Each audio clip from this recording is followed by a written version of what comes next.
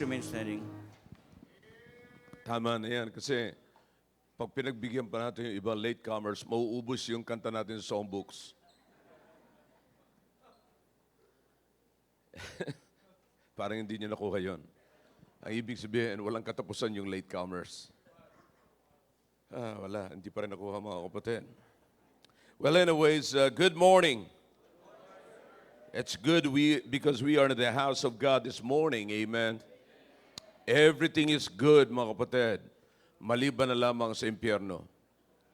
Yeah, everything is good. So it's always good in the house of God, to be in the house of God. Like David said, I was glad when they said unto me, let us go unto the house of the Lord. Amen?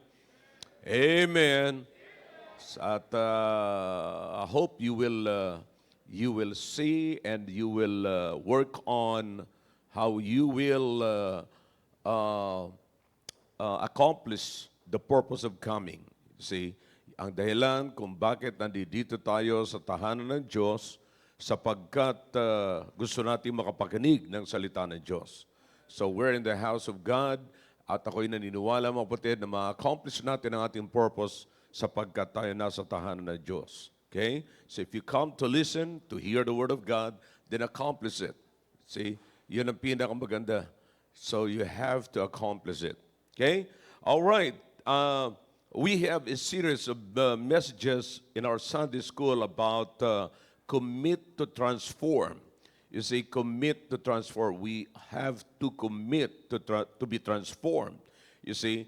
And bawat isa sa atin, kung hindi po tayo magkakaroon ng commitment, hindi po tayo, wala hong ma-accomplish sa ating buhay. Hindi po tayo magkakaroon ng pagbabago. So we really need to commit. We have to agree with God, with what God wants us to do and what God wants us to, where God wants us to be. Okay? Dapat meron tayong commitment, agreement with God na gagawin natin ang anumang gustong ipagawa ng Panginoon sa atin at ilalagay natin ang ating sarili doon sa dapat nating kalagyan na gustong mangyari ng Panginoon. Okay? Now, do you understand that whatever you love, you're committed to it? Oh, ulitin ko po. Whatever you love and you like, you're committed to it. You're willing to commit to what you like and what you love. Basta't nandoon ang puso ninyo, committed po kayo doon. Okay? All right. So if you have your Bibles now, then please turn your Bibles in the book of 2 Corinthians chapter 9. 2 Corinthians chapter 9. At meron lamang po tayo mamayang konting ibabalik ko kayo doon sa ating pag-aaral para maunawaan natin ng mabuti ang mga dapat nating unawain sa ating pag-aaral. Okay? 2 Corinthians chapter 9. We'll read verse number 7. Verse number 7. 2 Corinthians chapter 9 in verse number 7. Tinatrabaho niyo ba ito? Okay. All right. 2 Corinthians chapter 9 verse number 7. Are you with me? All right. So, para po sa mga bisita po namin or sa mga Bible students na nakalimutan niyo yung Bible niyo accidentally, ay meron tayong verse na ilalagay sa monitor screen so you can still read your Bible. Okay? All right? You with me? Every man according according as he purposeth in his heart, so let him what? Give. Not grudgingly or of necessity, for God loveth a cheerful giver. All right? Now, here's the thing, kapatid, okay? Now, we're talking about transformation here. Ang tinatalakay po natin is transformation, not conformation. Ang conformation is gumagaya ka lamang. Pero ang transformation, it's a change that starts from within. All right? Is everybody listening? All right. Tune in mga kapatid, para meron na tayo kaagad matutunan. No? Sabi ko po sa inyo, ang simbahan po is an educational institution. This is the best place, the best education, where best education you can get. Huh? This is the best place that you can get the best education. Okay? Because the reason why I'm telling you na ito po yung best education, mga kapatid, because it deals with your life. It deals with the most important thing in your life. So mahalaga po na malaman po natin yan. So kaya nga po, pag nasa church po tayo, dapat meron po tayong natututunan. Okay? Alright, so we're dealing here ng transformation na sinimulan po natin sa isa sa pinakamahalaga na dapat pong magkaroon tayo ng transformation, mga kapatid. It's about our attitude with money. Because money has been affecting our family, our own personal life, and also our family. Di ba? It's affecting everything in our life. Nakakalungkot man po sabihin, mga kapatid, pero yan po ang totoo. Talagang naaapektuhan ang buhay po natin, naaapektuhan ang relasyon ng mag-asawa, naaapektuhan ang buong pamilya. Kaya kinakailangan magkaroon tayo ng panibagong attitude sa atin pong pananalapi. Ano yung pananaw natin sa ating pananalapi? See, do you understand that money can change your life? Money can control you. And once money, yung pera, mag-control sa buhay mo, it can change the perspective of your life. Iyan ang pinakang matindi, mga kapatid. No? So, kaya nga po, kapag ka ang pera, sabi ko nga po, pagka ang pera na, nanguna sa iyo, okay, magiging selfish ka na, and then your selfishness, it will lead you to love money. And once you love the money, then money will become, the love of money is the root of all evil. Okay? So, sana unawaan po natin ang mabuti ito. No? I hope you'll get things, ideas this morning. Okay? Tayo po'y sandali manalangin. Dakilang Diyos, salamat po sa inyong salita na binasa po namin. Please, O God, guide us and lead us sa dapat po naming matutunan, Panginoon. Salamat sa pagkataon, makapakinig uli kami ng inyong salita. Please use me, O God, this morning. Help me at ako po'y naniniwala na meron kayong gagawin sa aming kalagitnaan, O Diyos. Meron kayong gustong ipakita, meron kayong gustong matutunan po namin, and what we can get and what we can learn this morning might change everything in our life. So please, once again, make me a blessing. In Jesus' name I pray. Amen. All right. Thank you. You may be seated in the presence of our God. This is on? Pwede na? Di pa? Okay. Now, just give me the signal. Okay. Talagang ang Diablo gumagawa lahat ng paraan para baguhin yung spirit mo, you know. And, but anyways, we should not be affected, mga kapatid. Okay? Now, so, is everybody ready? Ang binasa po natin, mga kapatid, no? Ang binasa po natin ngayong umaga ay sulat ni Paul sa mga taga-Corinto. Now, it's the church at Corinth, mga kapatid, not to the whole people at Corinth. Okay? Ito po yung mga Kristiyano, yung mga naniniwala sa Diyos, naniniwala sa salita ng Diyos, at they love the Lord. You see?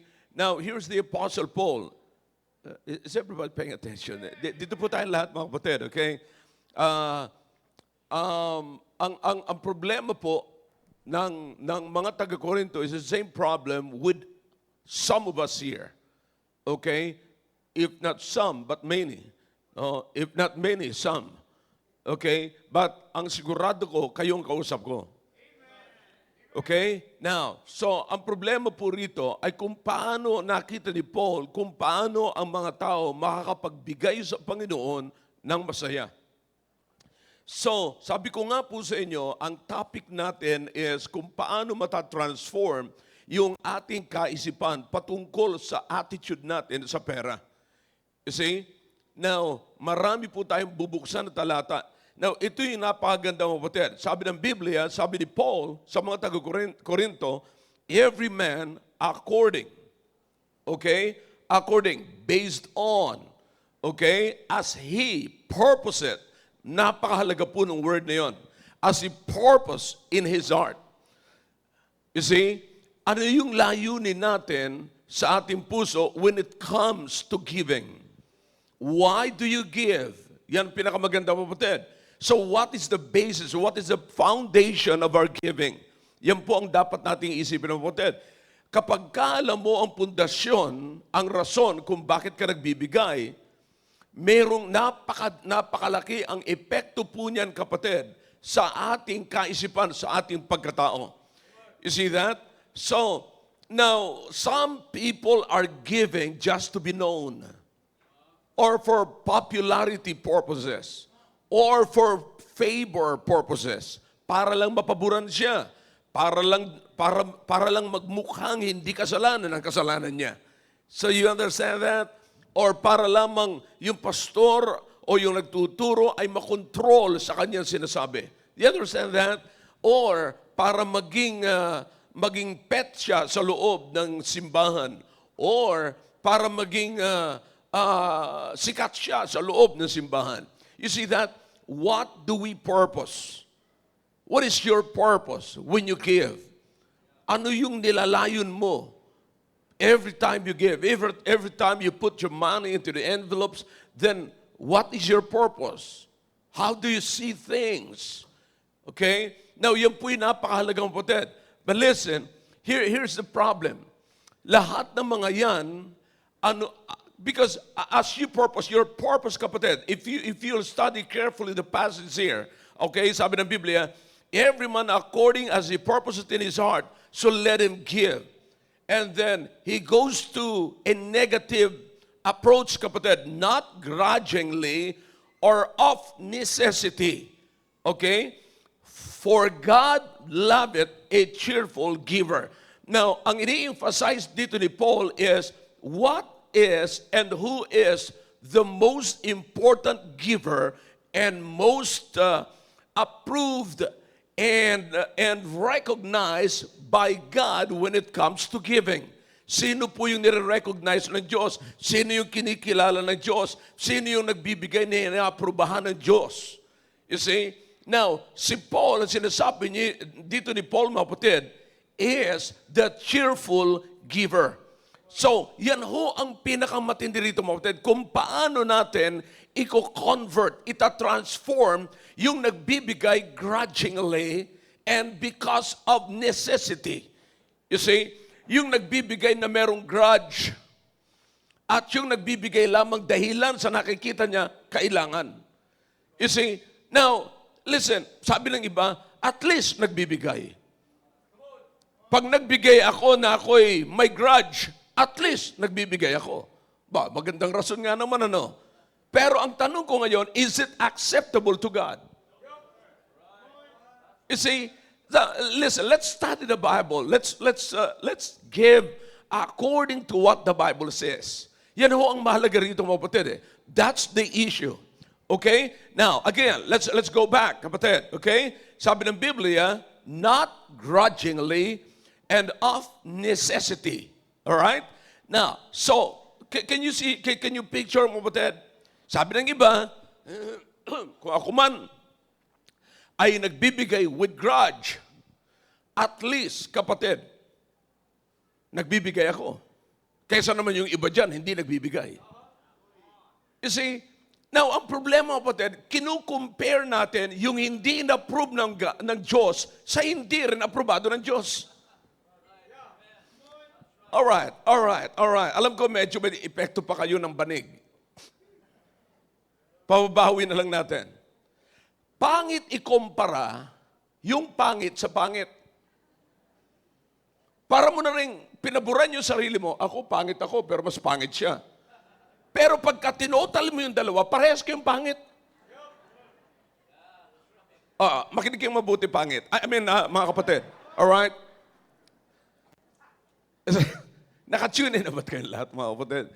Alright. So, we should not compare the negative to the negative. Now, if you are in a negative position, kapatid, you should compare yourself to the positive position. Why is that? So you can improve. Where's the well, I hope you're listening, kapatid. Ako'y naniniwala, kapatid, if you are from the CBBC-CSI, you have the wisdom of God. All right? Now, ang tanong ko ganito, how will you transform and where is now the transformation if you will compare the negative with the negatives? Meron kayong transformation dito? Okay, now listen. Kung pangit ka, gusto mo ma-transform sa kagandahan, pero kinukumpare mo ang sarili mo sa pangit, nasaan yung transformation?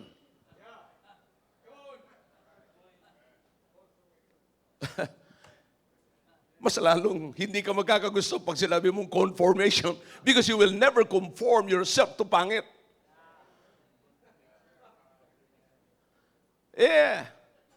Ang tawag doon, complexion. I-mix mo lamang. Pero kapatid, you understand what I'm saying? So you cannot do that. So that's the reason why the Apostle Paul here says in this passage here, na sinabi niya, all right, not. Pag sinabi niyang not, do not even compare it because he said not. Grudgingly or of, hindi mo pwedeng irason na, kahit na may grudge ako, alam mo, kahit masama ang loob ko, nagbibigay ako. Kahit hindi ko naintindihan, nagbibigay ako eh. Hindi uso sa atin dito yung nagbibigay na hindi naiintindihan kasi lahat pinapaintindi natin. Pag hindi mo naintindihan, it's not because hindi mo naiintindihan, but because ayaw mo nang intindihin. Alright? Now, aside from that, what is the next passage there? The next word, necessity. Dahilan sa pangangailangan. You see, hindi ka magbibigay, sabi ni Paul, sapagkat sa tuwing nakakakita ka lamang ng pangangailangan.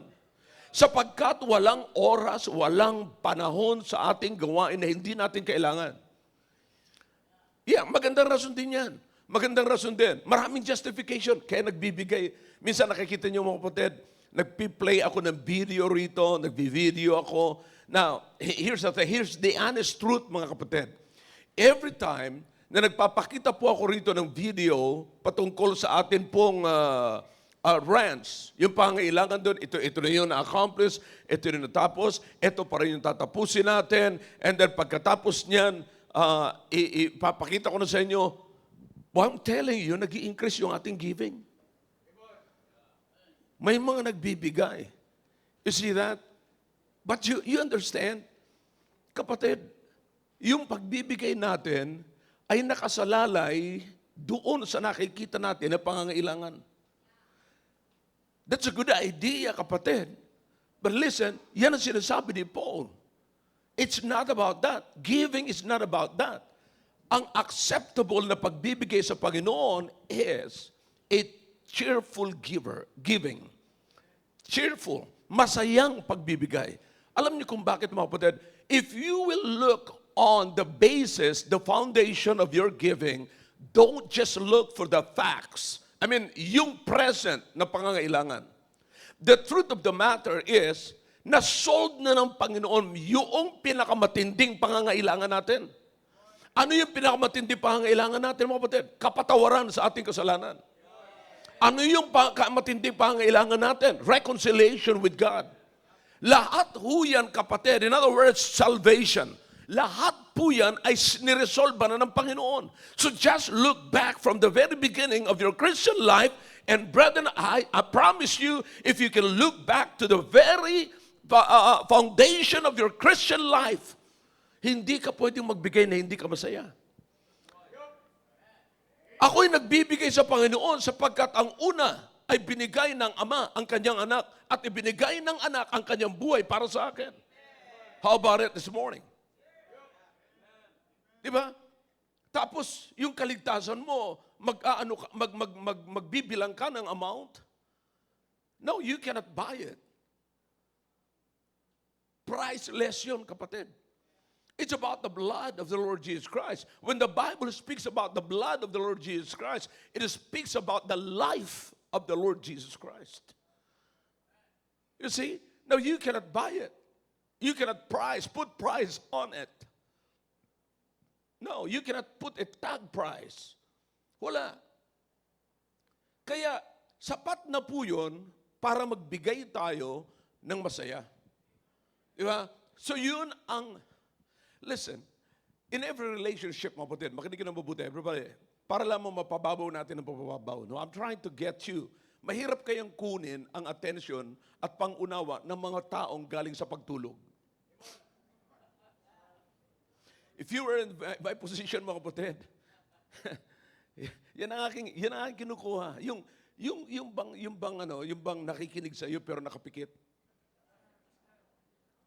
Yung namang iba, nakabuka ang mata pero sarado ang isip. Talk back to me if you can. Okay? Now, here's the thing, kapatid. Just imagine kung gaano kasaya ang mga tao na nagbibigay sa kanyang kaibigan, sa kanyang asawa, sa kanyang pamilya. Now, consider the relationship. Nagbibigay ka ba na nakasimangot? Nagbibigay ka ba na merong panunumbat? Nagbibigay ka ba na merong, masama ang loob mo? Nagbigay ka rin lang naman. Tapos sasabihin mo, at least kahit masama ang loob ko sa'yo, nagbibigay ako. Do you understand the kind of relationship you have? Will you enjoy that kind of relationship? Giving is involved, but happiness, joy is not in it. Parang nalungkot kayo. Naalala nyo lang yung pagbibigay nyo kahapon. Hindi kayo masaya. Di ba? Napakapangit nung may relasyon. Come on. Kayo mga mag-asawa. Sige na, magkunwari kayong masaya kayong nagbibigayan. Okay? Alright. Now, yung pag nagbigay ka, nakikita mo ba na masaya ka kaya na nagbibigay? Oh. Pagkatapos mo magbigay, away. Or bago magbigay, away muna. Di ba? So pagkatapos, meron namang nagbibigay lang. Masaya lang habang binibigyan. Pagkatapos mabigyan, away na. Bakit? Eto nga, nagbigay ka ng ganito. Sa iba nga dyan, nagbibigay ka ng mas malaki. Come on. Sounds familiar? Yeah. Ganun lagi mga kapatid. Basta pagdating sa pagbibigayan, napaka-seldom mga kapatid, bihira yung masayang pagbibigay. But what kind of giving that is approved by God? So imagine niyo kapatid, na nagbibigay kayo sa Diyos, Diyos ang binibigyan mo, tapos nakasimangot ka pa na mayroong pagmamalaki sa buhay mo. Malaki na itong binibigay ko.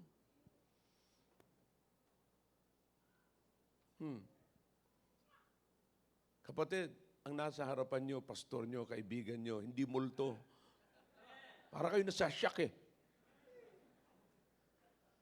Now, kalimutan yung uminom kayo ng antibiotic kanina. Okay? Now listen, so what is God dealing with us here, kapatid? God is trying to transform our attitude and transforming ourselves from the negative things, transforming ourselves from another spirit of giving, okay, into another spirit. Okay, what is that? Cheerful spirit. Cheerful giving. All right? So this is important, kapatid. Kaya nga sabi ko sa inyo, pagka meron tayong magandang attitude towards money, it will build our attitude, another cheerful attitude sa ibang bagay. Kasi sabi ko sa inyo, matindi ang dinadala po, mga kapatid. Matindi ang ginagawa ng pera. Alright. Now, saan po nagsisimula yan? Tingnan natin. Sabi ko sa inyo, it starts. Sabi ni Paul sa Romans chapter 12. You don't need to turn to it. Romans chapter 12 and verse number 2. Okay? By the renewing of your mind. By the renewing of your mind. Listen. You don't wait until na magbago ang inyong pag-iisip. Here's the thing, kung paano po magkakaroon uli ng transformation. Now, you see, aside from the work of the Holy Spirit, remember this, the Holy Spirit is working through the Word of God. You see, pagka natanggap na natin yung information, kapatid, magkakaroon na tayo ng conviction. Alright? pagka nagkaroon na tayo ng conviction, that's the time that the Holy Spirit is working with us. All right? Now, let me give you another passage para lalong maging maliwanag na magsusupport ng sinasabi ko. Kasi mahirap mga kapatid kapag kayo nakikinig sa isang opinion ng tao. You see, may isip nyo kaagad, kaya yung sinasabi yan, that is in favor with. No. Do we really believe the Bible? Okay, here's the thing, all right? You turn your Bibles now in the book of Philippians. Philippians chapter 4.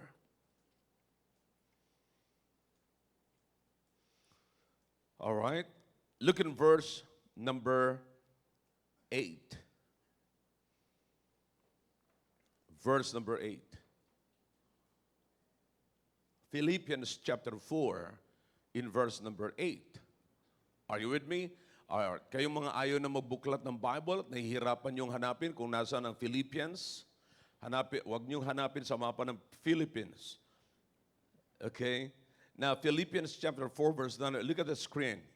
Okay? Ano sabi sa screen mga kapatid? Finally, brethren, speaking to the children of God, whatsoever things are what? True. Now listen, everybody, let's pause for a while. Most of the time, ginagamit natin yung word na whatsoever. Because whatsoever is always whatsoever. Pero in this case, mga kapatid, nakita nyo si Paul na gumamit siya ng word na whatsoever, but he's referring to something. You see, most of the time, gumagamit tayo ng salitang whatsoever, but we're not referring on something. You see, so the Apostle Paul here is pointing to. The whatsoever is pointing to. Okay? Now, look at this. Whatsoever things are what? Come on, say it. Say it louder. True. All right? And then another whatsoever. Whatsoever things are what?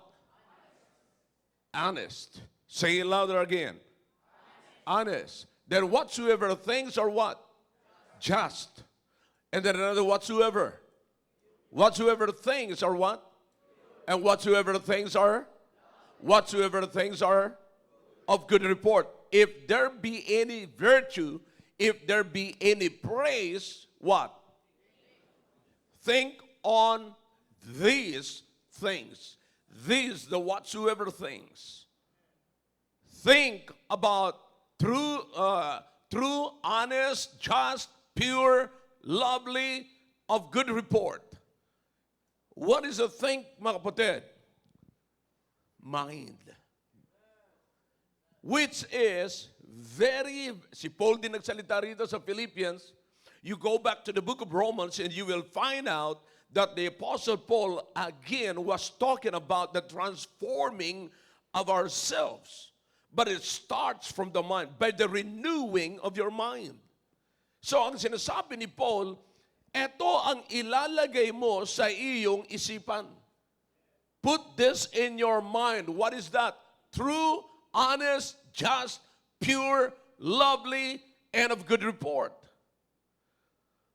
Yan o ang ilalagay natin sa ating mind upang tayo ay matransform. Now, when it comes to money, kapatid, it applies. Okay? Now, yan ang ilalagay mo. How do you use your money? How do you manage your money? You see, financial management is so important. Maraming beses nyo na po naririnig yan sa akin, mga kapatid. Kasi pag nagkamali ka, if you cannot manage your money, you cannot manage your life. Yeah. If you cannot manage your money, you cannot manage your family. Where do we fail? That's it. Pupunta tayo doon sa loving money. Yan ang nakakatakot mo, kapatid. Ang problema nito, makakarating ka sa pagmamahal sa pera na hindi mo namamalayan. And that is Satan's strategy. Yan ang paborito ni Diablo. And that is, for the information of everyone here, that is Satan's expertise. How you will bring yourself into loving money. Expertise yan ang diablo, mga kapatid. Sabi ng iba, alam nyo, lahat po tayo, kapatid, ay may tendency na mapunta doon. Lahat po tayo. Sapagkat pagka naisip mo yung pera, it's not the money per se, but what you can get in exchange of money. Di ba? Once na ginamit mo yung pera, anong nasa isip mo? Kaya nga pag nagkakapera tayo, ano kaagad ang pumapasok sa atin? Kung ano ang makukuha ng pera. In other words, sa madaling pananalita, ano ang mabibili. Pero ang totoo nun, ano ang maipapalit sa pera? Kumuha ka ng 1,000,000, ano ang kapalit ng 1,000,000? Ano makukuha mo sa 1,000,000? You see that? So doon tayo, mga kapatid, nagtatakam-takam. It's not the money. Pag nakita mo yung pera, ganito, ganito. Kaya alam, pag nakikita mo yung pera, nakikita mo yung Palawan, 100 Islands, nakikita mo yung Hong Kong, nakikita mo yung kung ano-ano namang nakikita mo. Hindi lang pera, kapatid. So you understand what I'm saying? Yung iba sa inyo, nakikita nyo yung shabu-shabu. Pag nakakakita kayo ng pera, you see, hindi mo makikita yung cancer na makikita mo, mga kapatid, sa sebo-sebo. I mean, shabu-shabu. So you understand? So yan ang problema natin. Kaya nga, kapatid, kapag ka dumating doon, ang diablo expertise niyan, unti-unti, before you know it, nung una, may sumpaan kayo na mag-asawa, hindi tayo mag-aaway pagdating sa pera. You remember that? Huwag muna kayo magsikuhan kasi nakikita ko kayo. Okay? Now listen, may sumpaan kayo na hindi natin papahintulutan ang pera magpahiwalay sa atin. Pero ngayon, sabi mo na, ayan ang pera mo, kainin mo. Di ba? So it's all about, now listen, napansin nyo ba na sa tuwing nag-aaway na kayo ngayon, involve ang pera?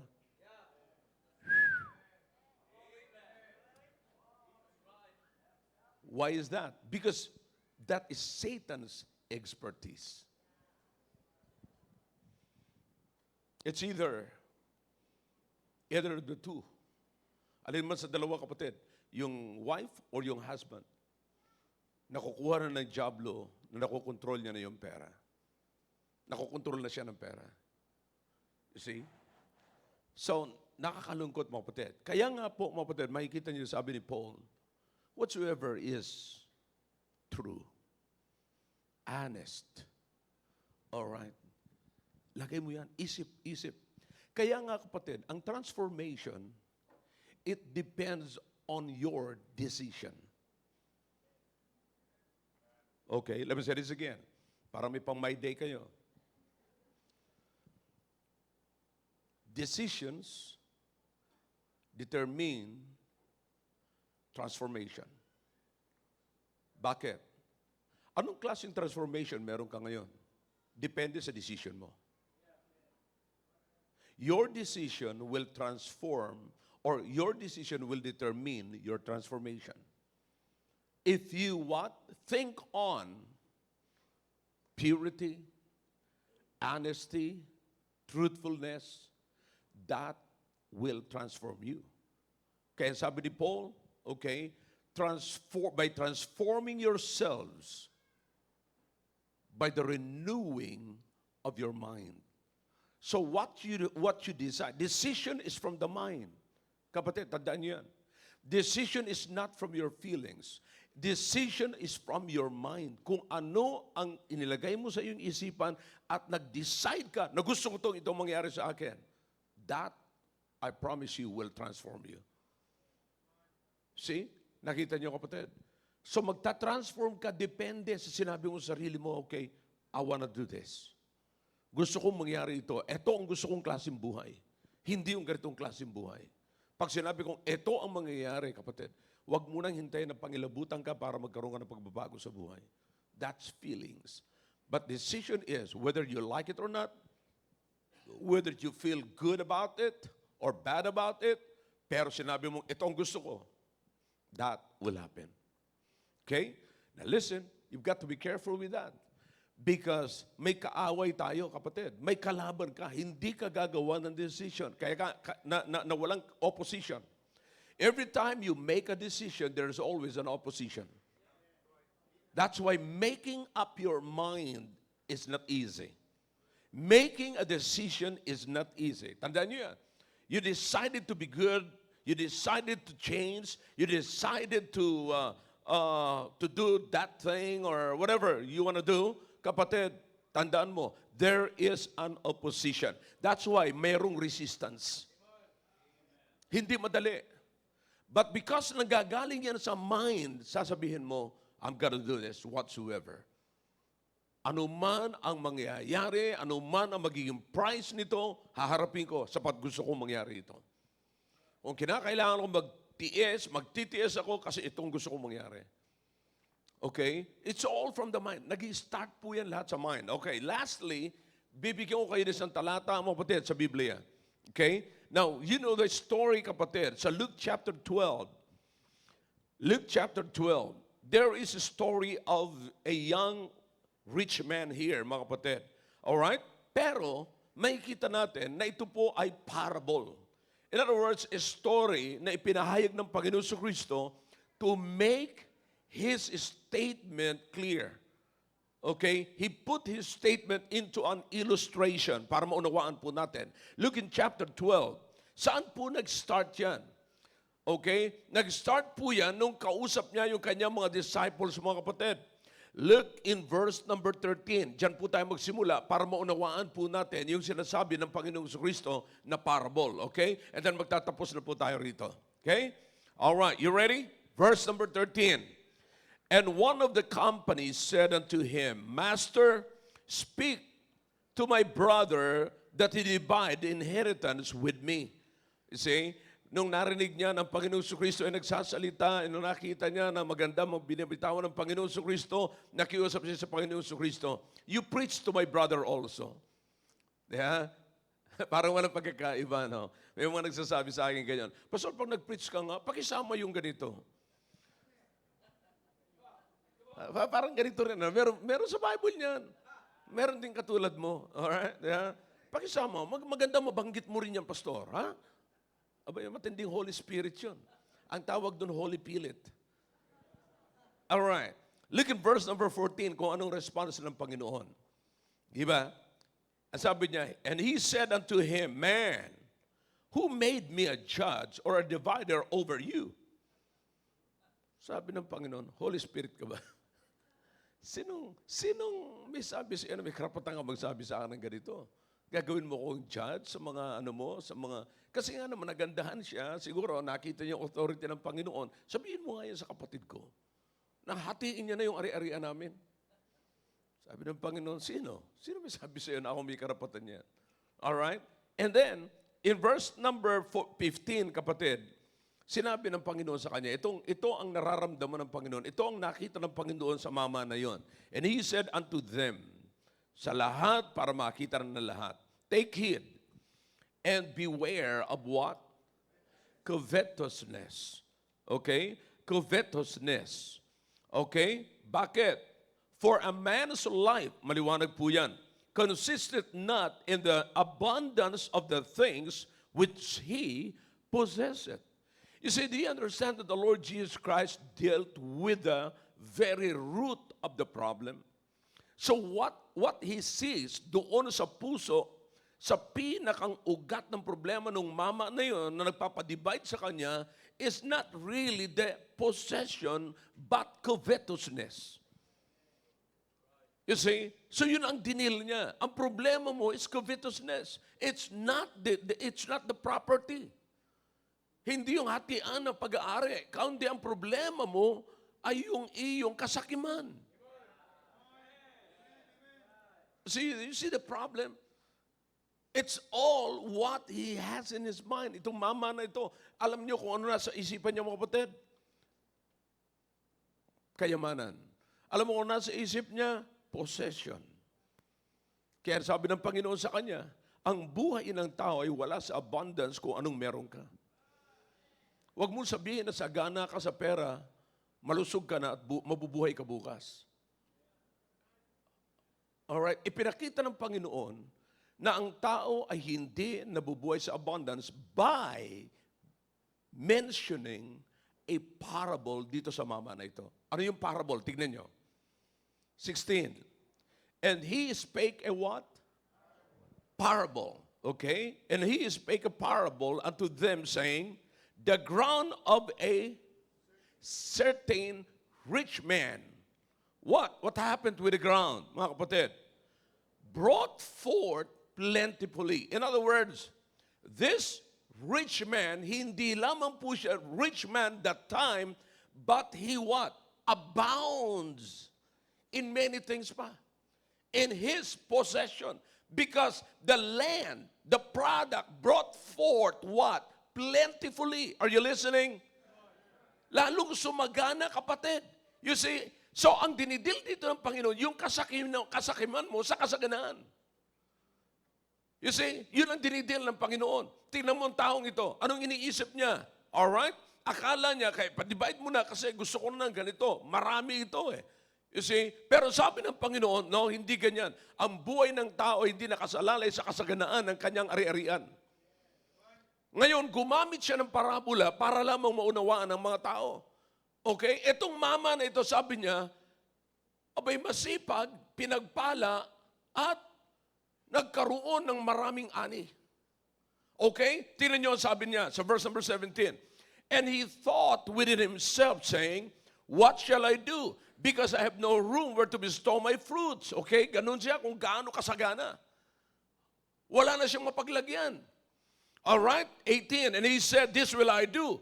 I will pull down my barns and build greater, and there will I bestow all my fruits and my goods. It's all in the mind. It's all in the mind. You study carefully the Bible. I'm teaching you how to study the Bible. Okay? 19. And I will say to my soul. I will say to my soul. So this is his plan. It's all in the mind. And I will say to myself, to my soul, okay, thou hast much goods laid up for many years. Take thine ease. Tandaan nyo yan. Sabi niya, magpahinga ka. Sinasabi niya sa kanyang sarili, magpahinga ka, and then kumain ka, uminom ka, at magsaya ka. That is in verse number 19. Di ba? But God, eto na ngayon. Sabi ko sa inyo, dalawang words na yan, napakadelikado yan eh. You see? But God. Ang ganda ng mga sinabi niya, pero sabi ng Biblia, but God. Pag nakalagay yung dalawang words na yan, ibig sabihin, this time, you are not in control. God is in control. It is not your abundance that is in control. It is God who is in control. It is not your money that is in control. It's not your riches that is in control. It is God now is in control. And because God is in control, what happened? All right, let's keep going. But God said unto him, who is the him who said, take thine ease, eat, drink, and be merry. That's the him. That's him. Okay? Now, pero ano sabi ng Panginoon doon sa him na yon? Okay, verse number 20. But God said unto him, thou what? Fool. What makes him fool? Eto ngayon. This night thy soul shall be required of thee. Yun ang hindi pumasok sa isip niya. Naisip niyo po ba yan, mga kapatid? Pag may pera tayo, may mga bagay na hindi pumapasok sa isip natin, at yan ay tatak ng mga bagay na kontrolado na tayo ng pera. Come on, come on. Pag may pera tayo, meron tayong naiisip, meron tayong hindi naiisip. Anong naiisip na, anong hindi sumama dito sa isip niya?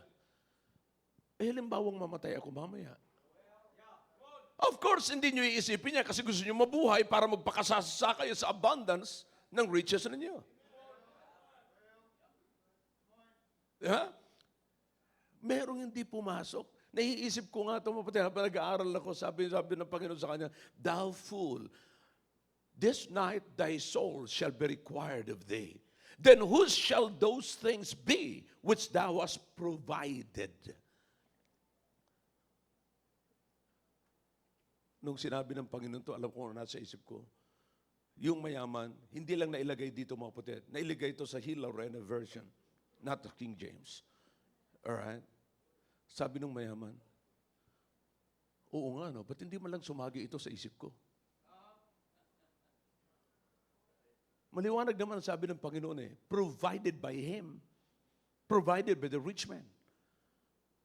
Yeah, you go ahead and brag about what you can provide. Pero pagka sinabi naman ng Panginoon, kukunin ko na ang buhay mo ngayon, then sino makikinabang ng mga pre-provide mo? Masipag yung taong yan, matalino yung taong yan, kaya alam mo, kaya yumaman yan Pero ang tanong ng Panginoon ngayon, okay, halimbawa kunin ko na ngayon ang buhay mo, sino makikinabang ng lahat ng pre-provide mo? Sabi ko nga sa inyo, napakaraming malalaking bahay dito, pero nasaan ang may-ari? Nasa ibang bansa. Sino nag-i-enjoy ng malaking bahay nila? Katulong nila. Akalain mo yung katulong, sinisweldohan na, wala pang binigay, wala siyang kagastos-gastos sa pagpapatayo ng bahay. Nagkaroon siya ng 5 rooms na bahay. Pagbukas sa gripo, walang bill. Pag-push ng ilaw, walang bill. Di ba? Pag-shower niya ng hot water, walang bill. Plus, may sasakyan pa, may driver pa siya. Sino nag-i-enjoy? Sila at saka yung driver. I mean, ang ibig ko sabihin, mga kapatid, sa pagbiyahe ba? Pagbiyahe. Alam mo, Willie, kung ako sa'yo, hindi ako tatabi kay Roy. Dumudumi ang isip niyo pag magkatabi kayo Ang ibig ko sabihin, pag bumiyahe sila, sino nag-i-enjoy? Yung driver at saka yung, ganun ang ibig ko sabihin. You see? So you understand what I'm saying, mga kapatid? So marami nagpapatayo ng malaking bahay, ang nakikinabang kapatid yung katulong. Sinang tuwan-tuwa? Ang bait naman ni sir, ni ma'am. Bakit? Pinatayuan ako ng malaking bahay. Tapos mamaya, iimbitahin yung kanyang mga kamag-anak, halika kayo, dalaw kayo sa akin. Tingnan nyo kung anong klaseng buhay meron ako. Yeah. Kaya lang kinakailangan umalis kayo kagad kasi dadating na si sir. See, you understand that? So, this is the honest truth, kapatid. Dapat makita po natin ang mga bagay na ito. Kaya, listen, God wants us to be transformed. We've got to transform our minds by the renewing of our minds. See that? Dapat ma-renew yan. Dapat ma-transform. Kaya ang tanong ko, what is our attitude towards money? See? Sabi ng Panginoon, anong pakikinabangan mo ngayon? Anong meron ka ngayon sa lahat ng provisions mo? Sa lahat ng provide mo sarili mo. Yes, masipag ka. Lahat nakuha mo. Pero ang tanong ngayon, ngayong gabi, kukunin ko na. Lahat nakuha mo Pero ngayong gabi, kukunin ko na ang kaluluwa mo. Ang tanong ng Panginoon ngayon, anong nakuha mo? Lahat nakuha mo. Pero at the end of your life, the last question is, anong nakuha mo? Anong nakuha mo sa pagod mo? Anong nakuha mo na sana nasa church ka pero wala ka sa church kasi naghahanap buhay ka? Anong nakuha mo? Anong nakuha mo na sana nasa church ka, nakikinig ka ng preaching, pero wala kang ibang inisikaso kundi gumawa ng pera. Ngayon, at the end of your life, may cancer ka, may iniisip kang ganito, ngayon anong nakuha mo? Kayod pa more. Woo! Good morning. Nawa maliwanag po ang lahat. Did I help you this morning? Okay, this message is not intended to hurt you, but to wake you up. Okay? Para makita po natin kung ano kailangan po natin sa buhay. Ano talaga yung kailangan natin? Okay? Hope you accomplish your purpose, mga kapatid, sa Sunday school, kung bakit nandito kayo. Kawawa naman yung kararating lang. Alright, tumayo po tayong lahat at tayo po ay magpasalamat sa Panginoon. Dakilang Diyos, Marami pong salamat sa napakinggan po namin. Pagpalain niyo po, O Diyos, ang lahat po ng aming napakinggan. At nawa po'y makita po namin ang aming sarili sa lahat po ng aming napakinggan, O Diyos. Please, patuloy niyo po akong gamitin, lalo na sa hahayag ng inyong salita, Panginoon, na maunawaan, ma-educate ang inyong mga anak patungkol sa larangan ng finances, Panginoon. We cannot just allow our finances to control us. We need to control it to run to make a good arrangement on how we use our money. Thank you, O God. Pagpalain niyo po ang bawat isa, patuloy niyong pagkalooban ng kagalakan, bukas na puso at natutuwang puso sa pakikinig ng inyong salita. Thank you. In Jesus' name, Amen.